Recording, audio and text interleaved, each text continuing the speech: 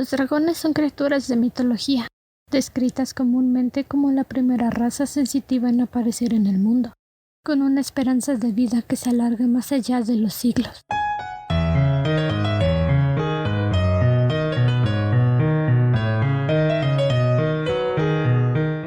Buenas lunas, querido Wyrmling. Te doy una grata y chispeante bienvenida a esta cueva de lectura. Un club de lectura para charlar, analizar y discutir sobre una gran variedad de libros favoritos o no favoritos. Yo soy Andrew y voy a ser su anfitrión en este podcast de discusiones literarias. Para nuestro acompañamiento tenemos a mi prima Ciela. ¡Yay! Gracias por invitarme, Andrew. Y mucho gusto, querido escucha. Es una palabra complicada, sí. Sí, no, lo siento, no creo poder pronunciarlo bien, al menos de principio. No te angusties. Yo soy Ciela y es un placer estar en esta luna con su compañía. Háblanos un poco de ti, Ciela. Cuéntanos, ¿qué haces? Bueno, yo soy una lectora ávida, me gusta escribir un poco. Y estudié sistemas computacionales, entonces tengo un poco de contexto con algunas tecnologías y cosas por el estilo. Entonces supongo que la primera saga de la que vamos a hablar, que es Las Crónicas Lunares, te debió de haber fascinado por todo el asunto de tecnología que manejan, ¿o no? De hecho, es uno de los puntos que más me llamaron la atención de la saga. Tanto las nuevas tecnologías que tienen en todo el mundo, que vamos a mencionarlas un poco más a detalle un poco más adelante, como todo lo que es la parte de reparaciones, los chips, todo el mundo tecnológico me parece muy bien integrado en esta primera saga.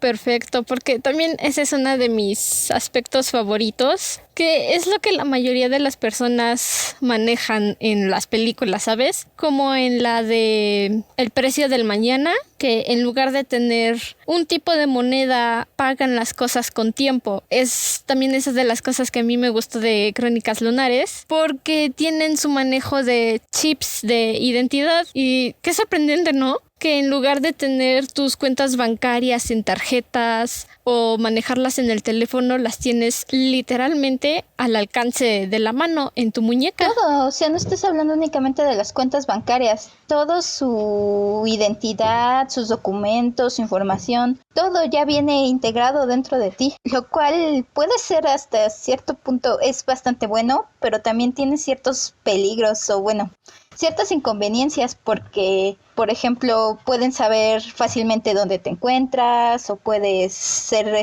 rastreador, así que tu chip de identificación es toda tu identidad. Ese sentido que muchas personas ahorita se asustan de ¿el gobierno sabe dónde estás? En Crónicas Lunares, literalmente, el gobierno puede saber en dónde estás porque tienes un rastreador pegado. Sí, no, cualquier cosa para la que te quieran detener, ocultar o incluso lo que se menciona un poco más adelante, que creo que me estoy adelantando, cuando hablamos de la reclutación voluntaria, no tienes dónde esconderte a menos que te deshagas del chip de identidad, y sin embargo sin un chip de identidad no puedes hacer una vida. Significaría desaparecer, convertirte en un fantasma. Sí. Antes de aventarnos al libro, vamos a aclarar que este primer episodio es para abarcar la saga de Crónicas Lunares de Marissa Meyer. Esta es una de mis sagas preferidas. Para los que no hayan escuchado los libros, son libros de ciencia ficción que pueden entrar en el género de steampunk, aunque si son conocedores del género, saben que este también tiene subgéneros, y el steampunk está basado en lo que es la tecnología a base de vapor y carbón, mientras que el cyberpunk, que es una de sus derivaciones, es enteramente tecnológico, o sea, es pura tecnología, puro avance tecnológico. Lo que muchos de nosotros vimos en los supersónicos, eso es el cyberpunk. Y eso es justamente en lo que Las Crónicas Lunares está enfocado. Ahora, un pequeño resumen de los libros basándome en la contracubierta del primer libro, Cinder. Es un mundo ambientado 126 años después de la Cuarta Guerra Mundial.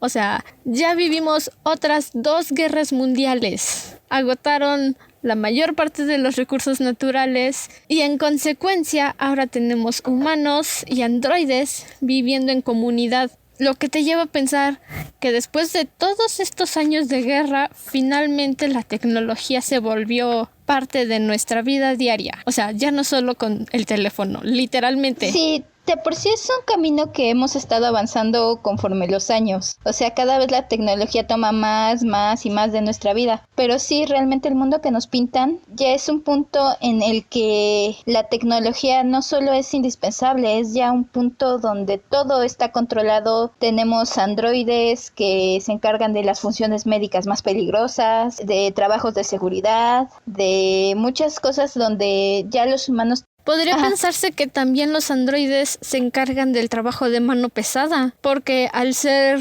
máquinas, al ser robots, no corren el riesgo de lastimarse como lo podría ser un obrero. Y es algo que aquí, en las Crónicas Lunares, ya es una realidad. Ya los androides tienen inteligencia artificial, aunque todavía tienen esa restricción de evolucionar, de crear una conciencia propia, pero aún así es un avance impresionante el que se lleva a cabo en este mundo, 126 años después de la Cuarta Guerra Mundial. Sí, de hecho, ahorita las fábricas, mucho del trabajo pesado de las fábricas se hace con robots, pero siempre es necesario aún hoy día la supervisión humana. Yo supongo que ya en este mundo ya no es necesario que un humano esté ahí atrás de las máquinas para verificar que no haya algún desperfecto, porque estas máquinas llegan ya a mostrar cierto grado de lógica y autopensamiento, que es algo que no poseemos hoy día. Para los que no conozcan las Crónicas Lunares, son 4 libros. Es un recuento de las historias clásicas de las princesas. El libro 1, Cinder, es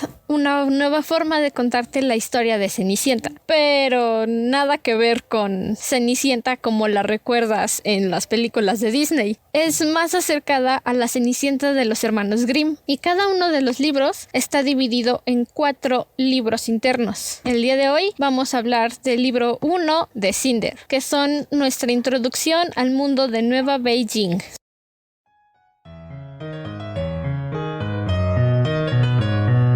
Libro 1. Mientras que sus hermanastras tenían hermosos vestidos y finos calzados, a Cenicienta solo la vistieron con un sucio delantal y zapatos de madera. Así es como empieza nuestro libro. Con esa introducción empieza Cinder.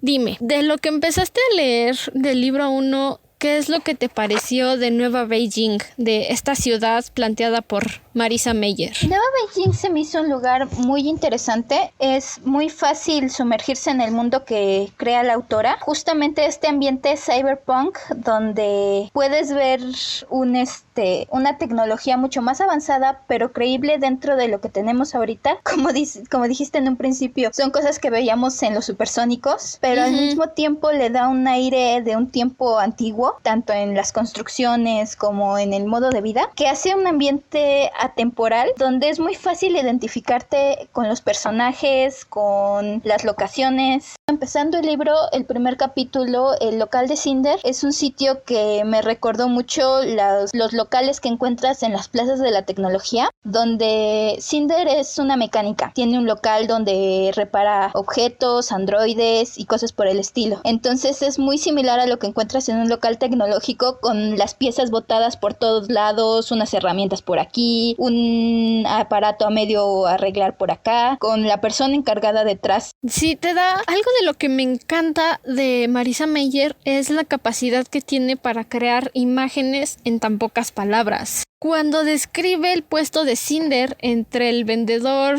de telas y el vendedor de androides, puedes verlo perfectamente como si de verdad estuvieras ahí enfrente de su local. Sí, con todo abierto donde te puedes asomar a chismear a ver qué tanto hay ahí adentro. Todo sucio, maloliente, que seguramente hace mucho calor ahí por toda la maquinaria que tiene. Y del otro lado está el vendedor de telas. Y es como si tuvieras un moda telas y una tienda de refaccionarias justo una después de la otra. Es impresionante la facilidad con la que puedes imaginar las cosas. Sí, realmente es una manera de describir tanto a los personajes como las situaciones, e incluso creo que el primer capítulo hace un gran trabajo, no solo introduciéndote a las tecnologías, el hecho de Cinder misma te da a entender qué tan avanzados estamos en ese punto en la tecnología. Sus primeras interacciones dentro del mercado nos hacen ver cómo ve la gente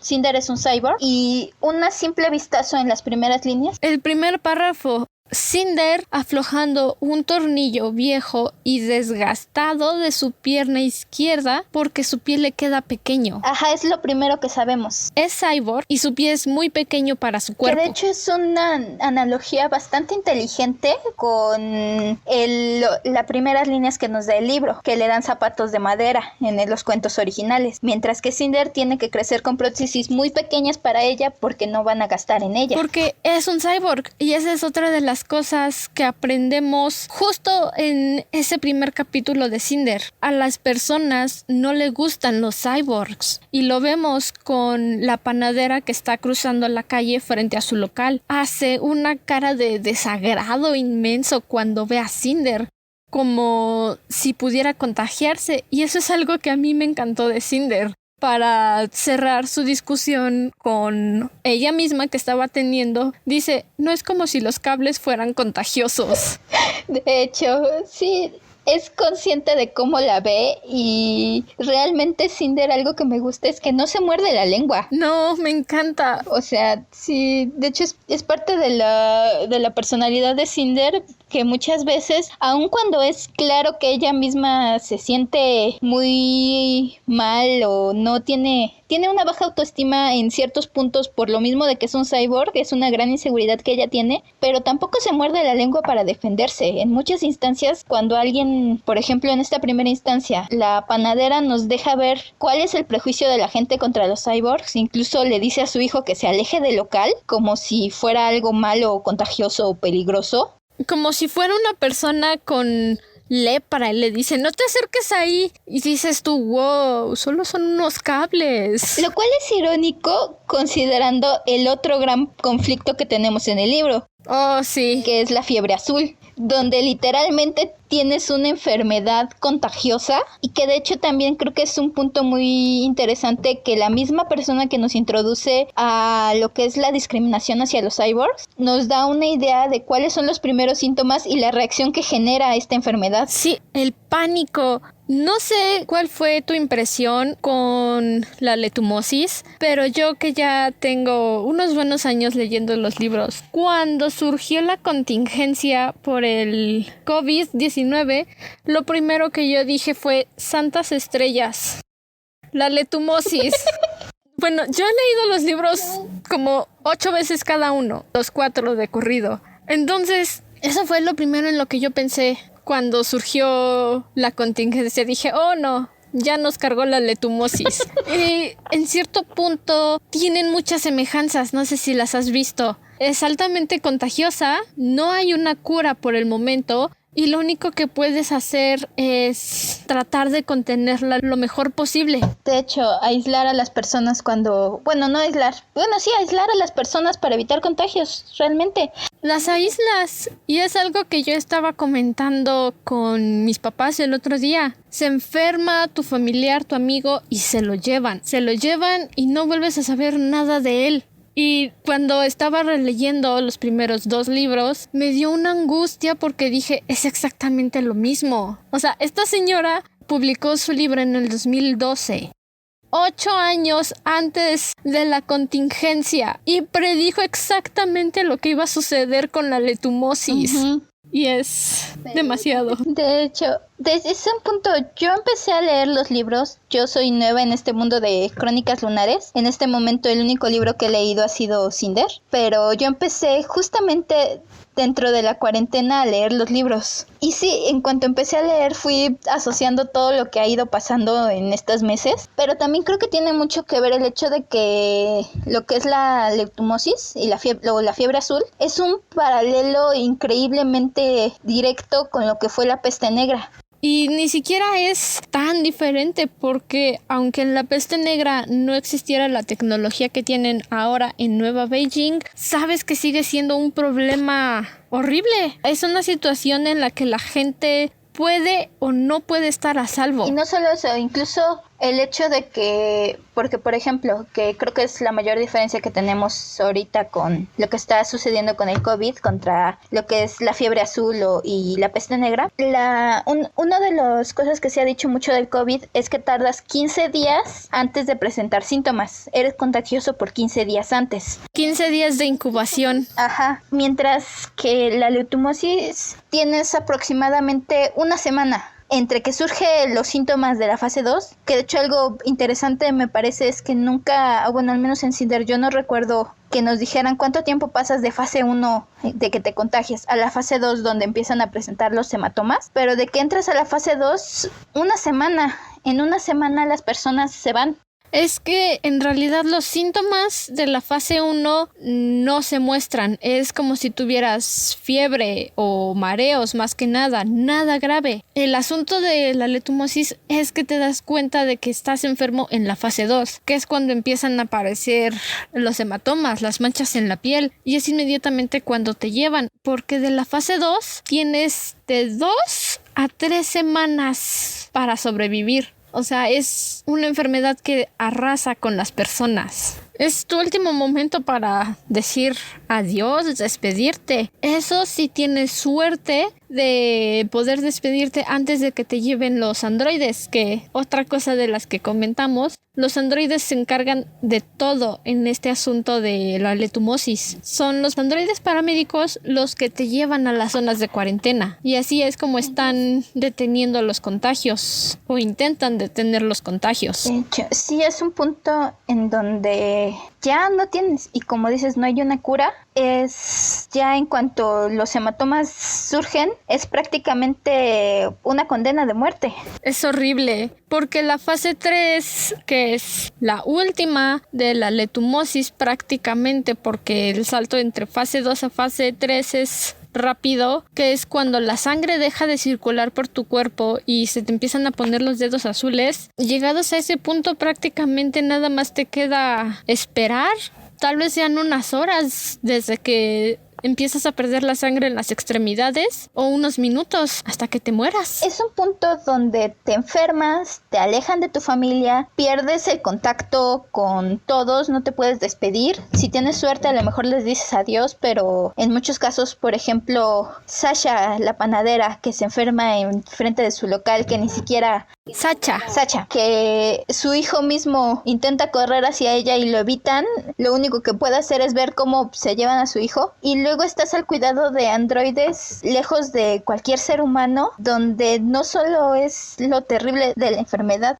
O sea, estás en un lugar donde ni siquiera no puedes recibir palabras de consuelo porque son androides, son máquinas, y a lo mucho te van a poner una cobijita encima y ya. Sí, de hecho, incluso los otros pacientes, más que consuelo, te traen miedo. Puedes ver a dónde vas o lo que está pasando. Entonces es un punto en el que no hay ganar, no hay ni siquiera una muerte pacífica. Que incluso, honestamente, yo creo que la parte más dura debe ser el punto entre que se detecta la enfermedad, empieza a surgir la fase 2, los hematomas, y porque cuando llegas a las últimas fases, lo que nos muestran es que la gente ya está delirante, ya no está presente. Ya no están aquí. Pero ese momento, entonces probablemente estén sufriendo, tengan dolor, pero... Creo que la tortura psicológica que se llega a dar, el saber que estás enfermo, no tener contacto, cuando vemos la zona de cuarentena es un lugar deprimente. Es como si fuera un almacén olvidado. No hay camas y camas con personas enfermas, y de acuerdo a cómo lo describen en el libro, es como si cada día se estuviera liberando una cama. Y no solo eso, si no mal recuerdo, algunas de las descripciones que te dan de la zona de cuarentena en el libro es que está el hedor a podredumbre, es frío, hay moscas, escuchas los gritos de dolor. Te da esa impresión porque ¿qué otra cosa pueden hacer los androides? Fueron programados para atender a los enfermos y a diferencia de una enfermera que podría ayudarte o asistirte para hacer del baño, los androides te dejan ahí. Si puedes pararte, bien por ti, pero si no tienes ni la energía para sentarte en la cama, ¿qué otra cosa puedes hacer? Los androides no se van a ocupar de ti. Ni siquiera el poder, al que sea una enfermera, por muy fría que sea, tienes cierto contacto humano, cierto calor. Puedes sentir al menos un poco de cariño aunque sea de una persona completamente desconocida. El trato con androides es completamente frío. Literalmente frío, porque son un trozo de metal. De hecho.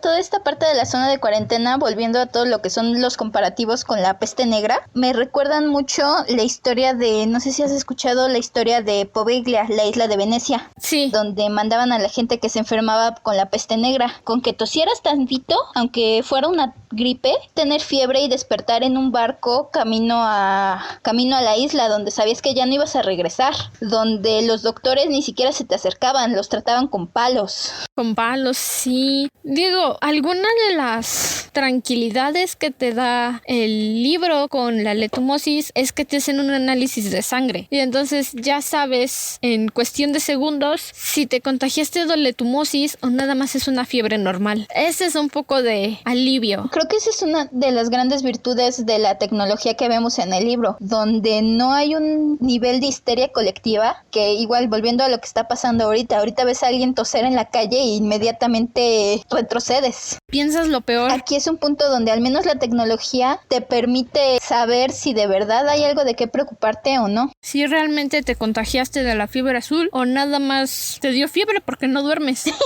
Sí, de hecho creo que ese es uno de los lados positivos que se tiene dentro del libro, que no corres el riesgo de infectarte porque presentaste algún síntoma similar. No estás condenado antes de recibir el veredicto. Sí, y no te mandan a que realmente te contagies allá. Sí, otra de las cosas que yo he notado de varios de los fanáticos de Crónicas Lunares es que dicen, bueno, si ven que tienen esta peste, esta pandemia de la fiebre azul, ¿por qué no implementan una cuarentena? ¿Por qué no mandan a las personas a sus casas? Y es algo que me he dado cuenta que mucha gente olvida. Esta pandemia, esta fiebre, lo dice Cinder al principio, llevan 12 años luchando contra la fiebre azul. 12 años. O sea, no pueden mandar a la gente a su casa porque se caería la sociedad, la economía. Pues simplemente en este momento que estamos haciendo este podcast, llevamos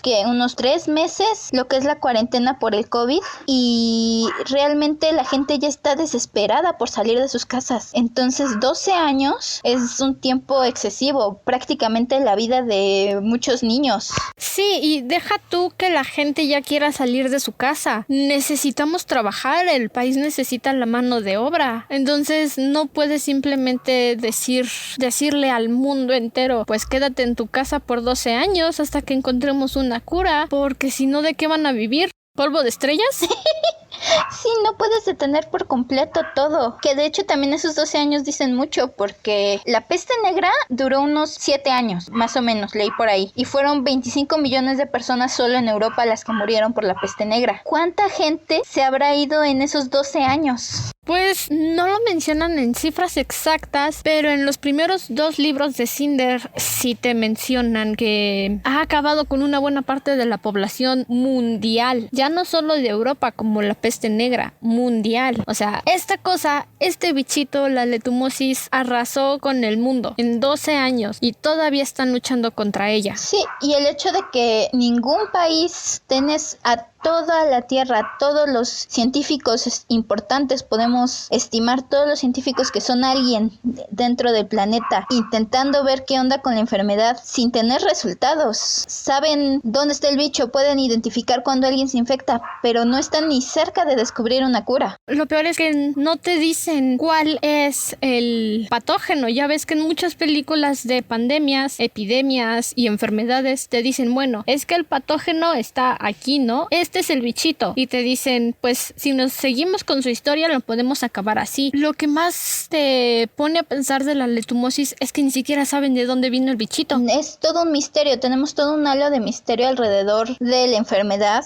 donde incluso se puede decir que hay más desinformación que información. Lo único que sabe la gente es que si te empiezan a surgir los hematomas, tienes que notificar, te vas a cuarentena, y si ves que alguien a tu alrededor los tiene, patitas para que las quieras. Tienes que llamar a los androides médicos. Y otra cosa que mencionó Cinder y a mí me pareció muy impresionante es que cuando a ella le hacen el análisis de letumosis, lo aprieta y le duele. Y sabe que no es letumosis porque le duele. Entonces te pones a pensar qué es lo que ocurre en tu sangre, en tu sistema inmunológico para que te surjan estos moretones y no duelan. En tu sangre o incluso en tu sistema nervioso, porque puede ser que no estén llegando la recepción del dolor. Algo ahí se estropea desde el principio y desde ahí es una caída en picada. De hecho, creo que este es uno de los puntos más interesantes y es una gran sombra de la que nunca te olvidas durante todo el libro. Durante todo el libro, y no es ningún spoiler, pero durante toda la saga, la letumosis es el villano principal de toda esta historia. Siempre está presente, siempre está al acecho, aunque tú no lo veas. Eso es lo más aterrador mientras vas leyendo. Dices, oh no, ¿y qué tal que ahora es cuando se contagian de letumosis? Sí.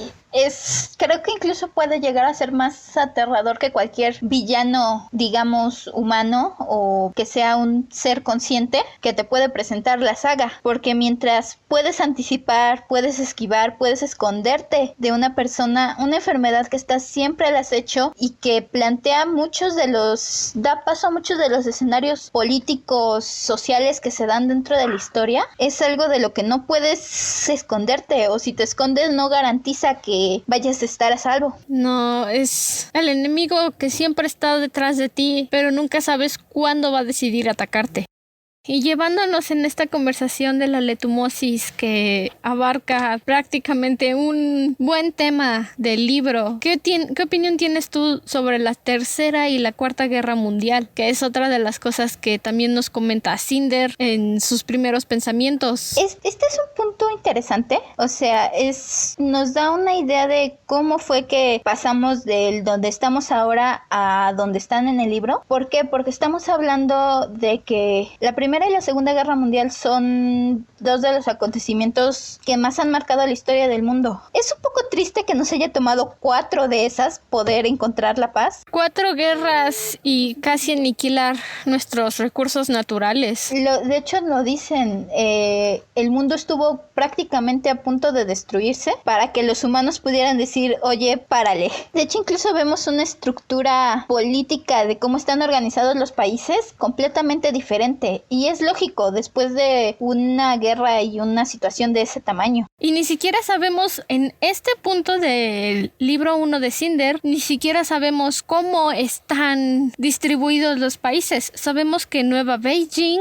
es la capital de la comunidad oriental, pero ¿cuántos países forman la comunidad oriental? ¿Toda Asia? ¿Una parte de Asia y tal vez Australia que está olvidado? ¿O Australia es su propio país como siempre lo ha sido? Sí, de hecho no podemos saber qué tanto abarca esta comunidad o cómo está distribuido el resto del mundo, que debo decir que agradezco que toda esta historia se desarrolle en esta comunidad oriental. Es ¿Y un no en punto Estados diferente Unidos? Porque sí, exacto.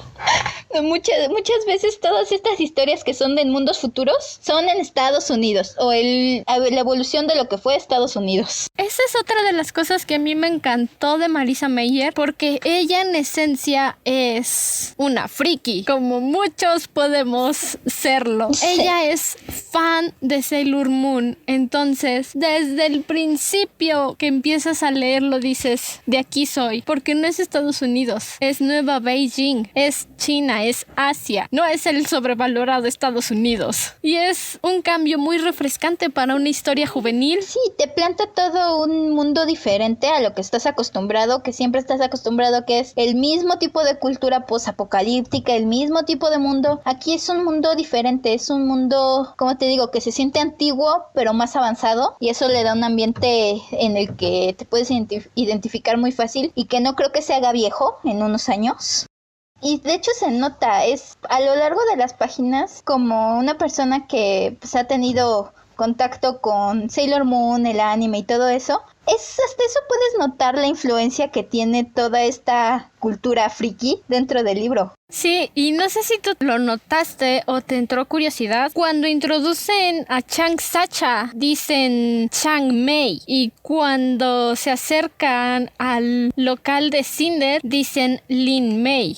¿Te percataste de eso? Sí, de hecho, cómo están pronunciados los nombres, el apellido y luego nombre es de la forma asiática. Sí, y bueno, una de mis mejores amigas estudió chino y le pregunté justamente acerca de eso, porque obviamente cuando ves anime sabes que San, Kun y Chan son los honoríficos que le das a las personas con las que te relacionas, con tus amigos, no con los desconocidos. Entonces ella me dijo que en China el Mei, el Ye y el Shifu, que es el que menciona la más adorable de las androides de todo el libro, Iko, cuando se refiere a uno de sus clientes, es el equivalente al Chan, San y Kun, que Mei es el equivalente de hermana menor, que lo pueden usar tanto adultos como niños. El Ye es el equivalente de hermana mayor. El Shifu es parecido como de maestro, de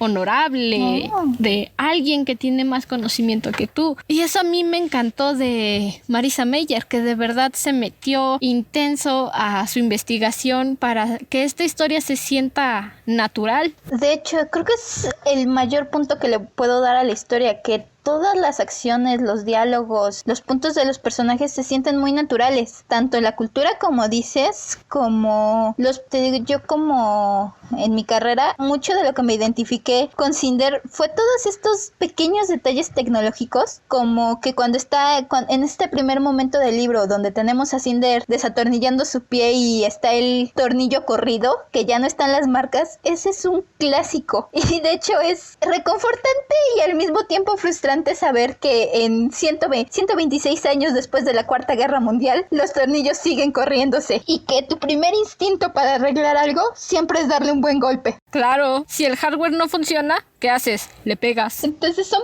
pequeños detalles que le dan mucha humanidad y te hacen sentir dentro del libro. Le quitan el papel de algo muy lejano y te lo hacen sentir cercano, algo que conoces. Sí, lo vuelve algo que realmente puedes decir, sí, pasé por eso, sé lo que se siente. Yo hago lo mismo, me ha pasado. El hecho cuando hay una parte donde está retirando su pie y le saltan chispas y lo primero que hace es saltar y soltarlo. Yo tengo esa misma reacción con cualquier cosa, no tiene que ser un cable. Si estoy enchufando la cafetera y me saltan chispas, voy a aventar el cable y voy a retroceder hasta la puerta. No me importa que el cable no esté mal, yo me voy a alejar porque darme un toque o electrocutarme es uno de mis mayores miedos en una casa. No importa si es mía o ajena. Si el cable suelta chispas, bye, se acabó, córtalas para siempre. Sí, y el hecho de que aún tienes algo que digamos es de confianza y no sé qué, y estás arreglándolo y de repente te salta el chispazo, es un clásico. Imagínate Cinder, su pie, es su pie, y le saltan chispas. Ella no se puede alejar del pie. Lo máximo que puede hacer es estirar la pierna. No, sigue conectado. ¿Qué vas a hacer? ¿Aventar el pie a través de la calle? Bastante malo es ya ser cyborg como para que tu pie te traicione. Eso sería contraproducente. No. Todos esos detallitos creo que son parte de lo que le da muchísima vida a todo este mundo. Y el hecho de que te los describen de una forma tan natural es otra de las cosas que también te ayuda a sentirte a gusto con la lectura. Que lo lees y puedes decir, Simón, me pasó. Sí. Esa es la mayor esencia que tenemos de la comunidad oriental. Todo lo que sabemos hasta el momento de la Tierra, 126 años después de la Cuarta Guerra Mundial, es que la comunidad oriental es tranquila. Eso es lo que tenemos hasta ahora. Sí, sabemos que es tranquila, sabemos que hay paz entre los terrícolas y que las mayores amenazas que están en la Tierra no tenemos que preocuparnos por otros países, sino por cuestiones fuera del control de la Tierra. Sí, eso ya es algo que no podemos controlar. Y hablando de la paz, cuando inicia el libro, cuando Cinder está en uno de sus días laborales, el príncipe de la comunidad oriental llega a su local.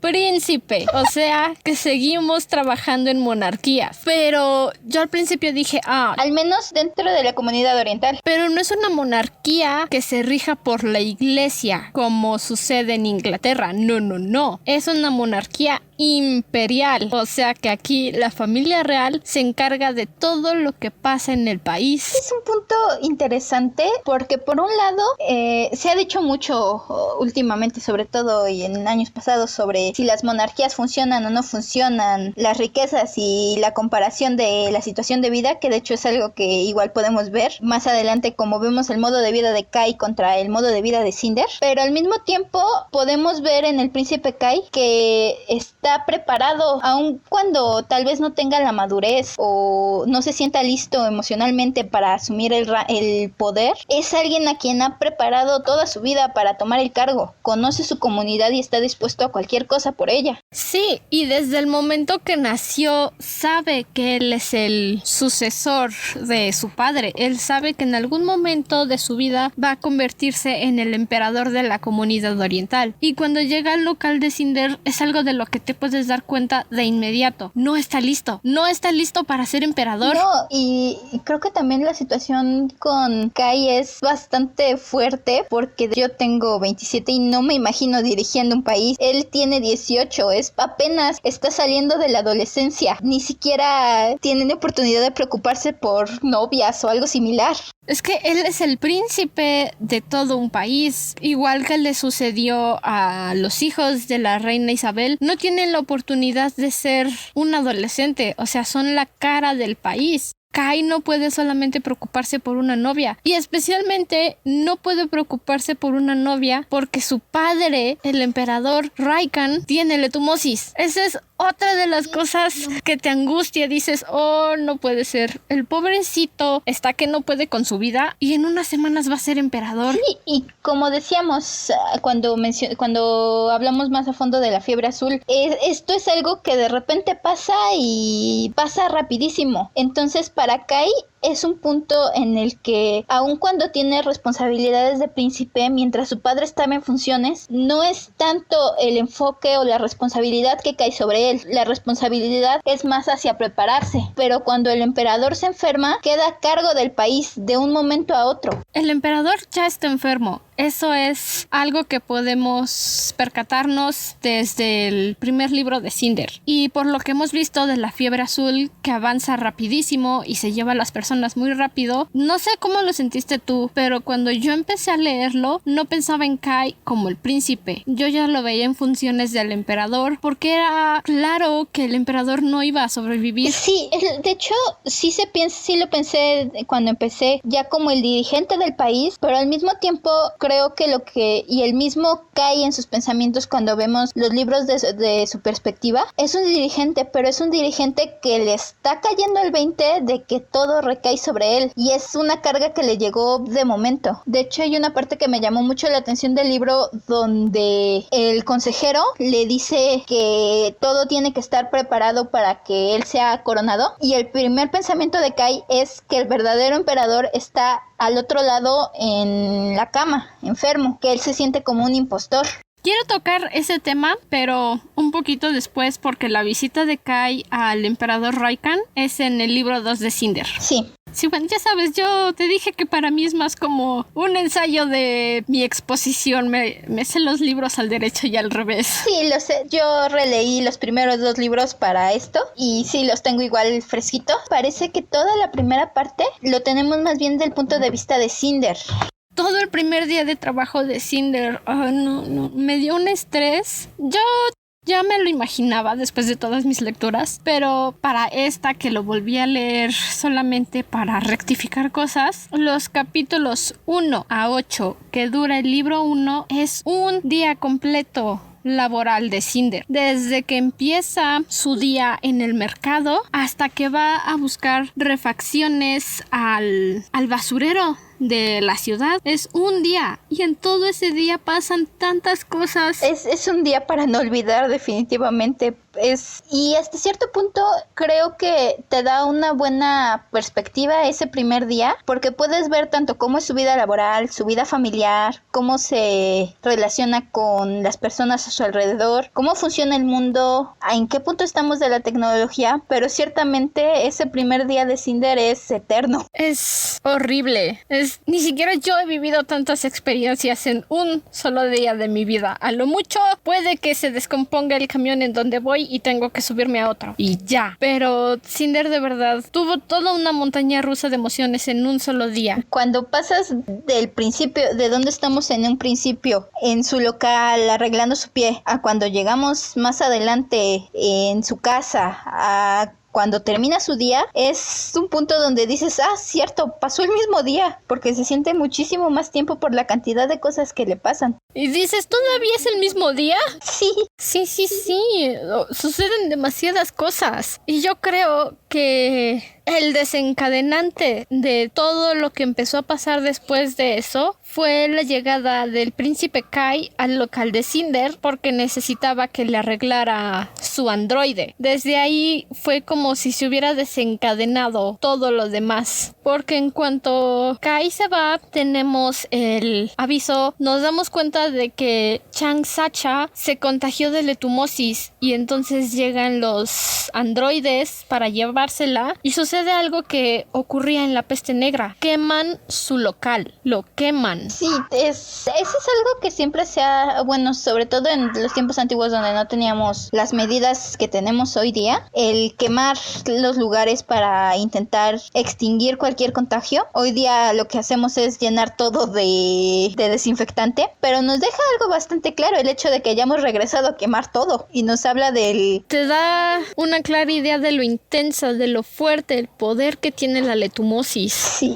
y también un poco acerca de lo que se sabe del contagio, porque hasta donde Cinder no sabe qué tan fácil puede contagiarse, no sabe si el que esté del otro lado la hace sentir es que ella está segura, cree que está segura, pero no es factible. Sí, y es lo mismo que le comenta a Iko, su androide con la que trabaja. Estamos bien, estamos a 20 metros, no nos podemos contagiar. Y lo duda, ella misma lo duda, no sabe si de verdad está a salvo, aunque esté del otro lado de la calle. E incluso no se sabe porque, por ejemplo, al hijo de la panadera se lo lleva la gente, cuando se echan a correr se lo llevan, pero no se sabe si es posible que el niño ya esté infectado. Después de todo es su mamá, ya estuvo en contacto con ella ese día. Y justo 10 minutos antes de que llegara Kai, abrazó a su mamá y no sabemos si ella ya estaba contagiada en ese momento. Si al abrazarlo contagió a su hijo, no lo sabemos. Y te hace pensar qué caso tiene que se lleven al niño si ya estuvo en contacto con su mamá. ¿De verdad vale la pena alejarlo a riesgo de contagiar más personas? E incluso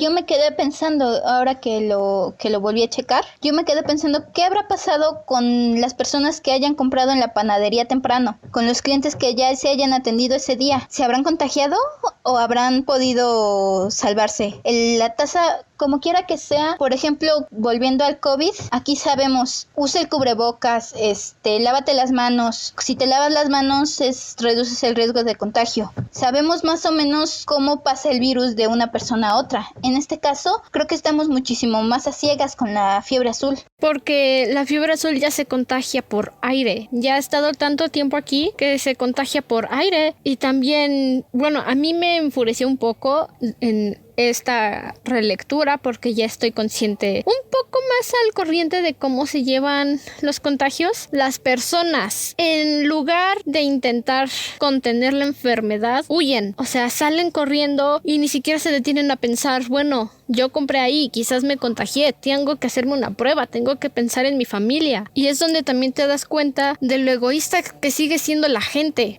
Es una perfecta representación del mundo, es algo que realmente estás viendo afuera, pero aún así te sientes molesto. Sí, hasta cierto punto creo que es entendible que la primera reacción de la gente sea ponte a salvo. Es una reacción lo mismo que verías si hay un incendio y antes de ver a las personas que pueden estar atrapadas, mucha gente lo primero que va a hacer es correr. pero ciertamente es un punto, no sabemos qué pasa después con las personas del mercado, si pensaron en hacerse una prueba después de ese primer instante de pánico, pero ciertamente en ese punto de pánico mucha gente pudo haberse contagiado, simplemente en esa estampida. Alguien pudo traer la letumosis de comprar pan y no lo saben y salen corriendo y como dices, en ese instante ya toda la gente del mercado se infectó y no lo saben. Incluso la misma Cinder lo que busca es, ella no está segura de si puede o no ser contagiosa y lo primero que hace es esconderse, esperar a que estén distraídos quemando el local para poder irse, porque ella misma no quiere que la manden a cuarentena. No quiere que la metan en cuarentena y Cinder está pensando en Iko, en la pequeña androide que no va a poder huir junto con todas las personas, porque es probable que la aplasten. Creo que Iko es el único motivo por el que Cinder no se va en ese momento junto con todos los demás. Sí, porque si Iko no hubiera estado con ella en el mercado, es posible que también se hubiera marchado, pero como Iko estaba presente, se quedó y dijo, no, tengo que cuidar a Iko. Si nos vamos ahora, la gente la va a arrollar y ella no es tan rápida. Sí, porque en la estampida humana que se genera es bastante lógico. Al principio del libro podemos ver a varios niños jugando. Me sorprende que no haya salido nadie herido, porque en ese tipo de estampidas, si por ejemplo uno de esos niños se cae,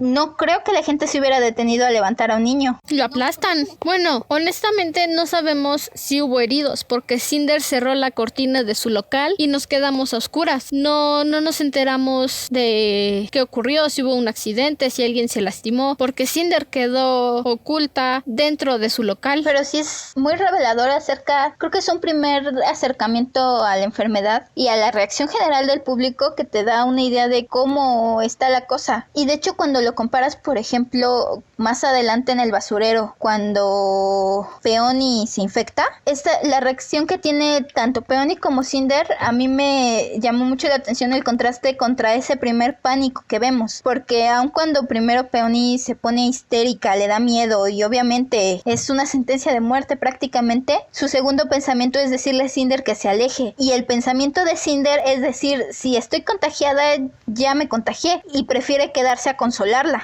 Sí, dice, si me contagié, pues ya me contagié, estoy aquí con Peony, mejor que me lleven con ella a que se la lleven sola. Y ese primer pensamiento de sacrificio habla mucho de Cinder. Te da una muy buena idea del tipo de persona que es Cinder, prefiriendo que se la lleven a cuarentena a dejar sola a su hermanita. Sí, cuando resulta que ella no está contagiada, es un punto donde es interesante el hecho de que tienes la contradicción de sentimientos con Cinder, porque puedes ver que está aliviada por no estar contagiada, pero al mismo tiempo le pesa saber que su hermana se va a ir sola. Y yo creo que esa sensación de culpa que tiene Cinder al darse cuenta de que no se contagió, pero aún así quiere sentirse aliviada, no lo sé, es extraño. Te sientes identificada con ella porque dices, menos mal que no te enfermaste, pero también dices, pobre Peony, ahora va a tener que irse sola y ni siquiera sabes por qué Cinder no se contagió si estaban las dos juntas. Es muy angustioso ese momento. Cuando Peony se contagia, yo lo empecé a sospechar unas páginas antes, porque hace mención justo antes de que se contagie a una rata, que sale una rata dentro del vertedero donde están. Entonces ese punto a mí me dio muy mala espina, porque dadas todas las comparaciones que ya hemos mencionado con la peste negra, las ratas se dice que son las que trajeron la peste negra, pero igual, y cuando Peony se contagia es un punto donde entiendes el deseo de autopreservación de Cinder, que quiere correr, quiere salvarse porque no quiere que algo le pase, pero al mismo tiempo está el lado sentimental de que es su hermana y necesita quedarse con ella e intenta hacer lo posible por consolarla. Quiere quedarse con ella porque dice, pues, si me contagié y de nada va a servir que yo me vaya al edificio donde vivo a contagiar a las demás personas. Mejor me quedo aquí y que los androides me quiten la duda. Y es lo que hace cuando llama a los androides. Ajá, y creo que eso dice aún mucho más de la personalidad de Cinder, porque mientras que la relación con Peony es bastante obvia y desde las primeras interacciones entre ambas se ve que hay cariño, hay complicidad, es su hermana, lo que es la madrastra y la otra hermanastra de Cinder no es una relación buena, ni siquiera amistosa, y el hecho de que aún así Cinder se preocupe por no contagiarlas te dice mucho del honor que tiene, de su preocupación por los demás, su propia moralidad, porque aunque el lugar donde vive es horrible, es un basurero y la tratan de acriada, se preocupa por no llevar la enfermedad allá y eso te da una muy buena impresión del tipo de persona en el que creció, en el que se convirtió, porque se preocupa por los demás aunque la traten mal. Intenta cuidar a las personas a su alrededor, aun cuando Peony se infecta, Cinder a cierto punto se siente responsable, dado el brote del mercado, y es algo que la acompaña durante todo el libro. Sí, incluso Peony le dice que es mejor que se aleje, si no se ha infectado, podría infectarse al estar cerca de ella, y le dice, vete, quiero que al menos tú estés a salvo. Eso también nos habla mucho de Peony, que pensándolo, o sea, Peony es una niña de 14 años, es una niña. Cinder es un poco más grande, no mucho, también es muy joven, 16 años, pero Peony es una niña de 14 años que acaba de recibir una sentencia de muerte, y su segundo pensamiento es pedir que su hermana, una hermana a la que muchos discriminan por su situación de cyborg, es buscar que ella esté a salvo. Sí, y te da una clara idea del enorme corazón que tiene Peony. No le importa que vivan en un mundo donde los cyborg son vistos con malos ojos. Ella ama a su hermana con cada fibra de su corazón, de su cuerpo, y no quiere que se enferme, no quiere verla mal, porque ya es bastante malo que la gente la trate mal como para ella, aparte de todo, contagiarla. Es un hermoso sacrificio el que hace Peony y te quita esa sensación de cuento de hadas que veníamos sintiendo con la historia de Cenicienta, porque una de las hermanastras la ama y se preocupa por ella. Es un punto tan nuevo, tan fresco. Es tan raro encontrar. Hay miles de adaptaciones de Cenicienta. Películas, historias, libros. Cenicienta creo que es una de las historias que más puedes encontrar. Pero una hermanastra buena, una hermanastra que se preocupe, es muy raro. Que genuinamente ame a Cenicienta. Sí, es algo muy fresco, es algo muy nuevo. Creo que lo he visto en un par de películas, pero no es algo común que encuentres. Y por un lado, uno pensaría que tendría que ser algo un poco más común. A fin de cuentas es alguien que creció contigo, aun cuando las situaciones sean diferentes, es alguien que fue niña contigo. Sí, y tiene muy poca lógica, es muy incoherente que si crecieron juntas la odies simplemente porque sí, como hace Pearl, la hermana de sangre de Peony. Ella realmente odia a Cinder y no tiene muchas razones para odiarla. Y bueno, ya que empezamos con ese análisis de personajes, quisiera entrar con Pearl de una vez. Hola, querido Wirlin. Esta es Andrew editando el capítulo del podcast. Nos emocionamos un poco grabando la primera parte y voy a cortarlo en este punto para que no sea tan duradera la reproducción. Inmediatamente después de que termine este episodio va a empezar la segunda parte con la continuación del audio.